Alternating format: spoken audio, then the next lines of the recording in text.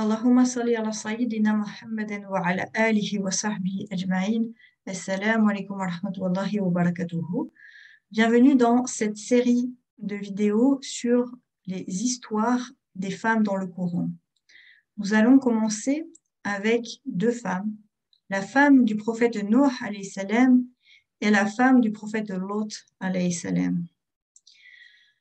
La femme du prophète Nuh s'est associée aux notables pour empêcher son époux d'effectuer sa mission. Elle disait de son mari qu'il était possédé et qu'il avait perdu la raison. Et elle surveillait tous ses faits et gestes. Et elle faisait tout pour empêcher son mari d'accomplir sa mission. Elle est allée jusqu'à induire en erreur son fils Yam, qui a contredit son père. Et il en est arrivé même donc à refuser de monter dans l'arche lorsque le prophète Nuh alayhi salam l'appela donc pour venir avec eux. Quand une personne de son peuple croyait, la femme de Nuh informait les tyrans afin qu'ils le torturent pour qu'il abandonne sa foi. Elle incitait les gens de toutes les classes sociales à s'accrocher à leur statut qui était pour eux des divinités. Malgré cela, malgré tout ce que sa femme lui faisait subir, son mauvais comportement envers son époux, le prophète Nuh alayhi salam a continué à inviter sa femme à adorer Allah, tout comme il l'a fait avec son peuple auquel il a appelé durant 950 ans. Il a patienté, il ne s'est jamais mis en colère et n'a jamais fait de mal à son épouse ni à son peuple. Elle restait avant tout son épouse et il ne perdait pas espoir qu'un jour elle réponde à son appel. Et c'est ce que nous devons faire également lorsque nous avons un membre de notre famille qui ne croit pas. Nous devons toujours avoir un bon comportement avec cette personne, même si celle-ci, elle se montre injuste envers nous. En tant que musulmans, on doit appeler à l'islam tout d'abord à travers notre comportement. On doit faire les causes, mais le résultat dépend d'Allah subhanahu wa ta'ala. Tout est entre les mains d'Allah. Donc, on doit faire les causes, mais le résultat ne dépend pas de nous, mais dépend uniquement d'Allah subhanahu wa ta'ala. Le fait que son mari soit prophète ne lui a servi à rien.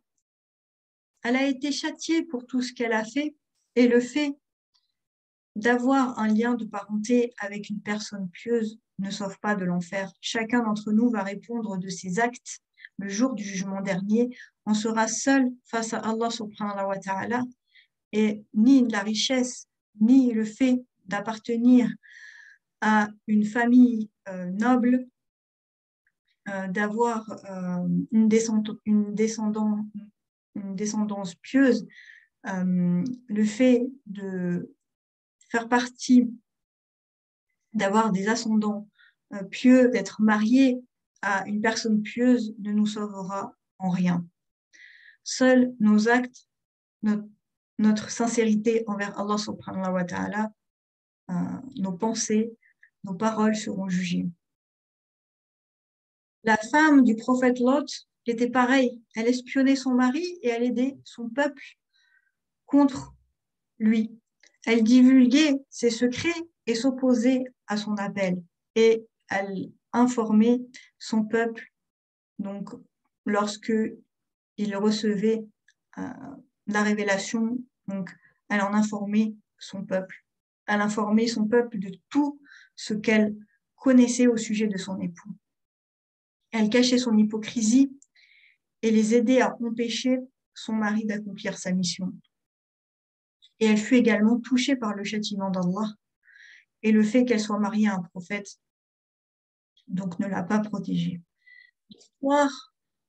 Donc les histoires des femmes, des prophètes de Noé et Lot sont devenues une parabole. Donc dans la sourate Tahrim, verset 10, Allah dit « Allah a cité en parabole pour ceux qui ont mécru la femme de Noé et la femme de Lot. Elles étaient sous l'autorité de deux vertueux de nos serviteurs toutes de les trahir et ne furent d'aucune aide pour ces deux femmes vis-à-vis d'Allah. Et il leur fut dit, entrez au feu toutes les deux avec ceux qui y entrent. Donc cela montre bel et bien que le jour du jugement dernier, on sera seul face à Allah subhanahu wa ta'ala et seuls nos actes compteront. Subhanakallahumma wa bihamdika ashhadu an la ilaha illa anta astaghfiruka wa atubu ilayk. Assalamu alaikum wa rahmatullahi wa barakatuh.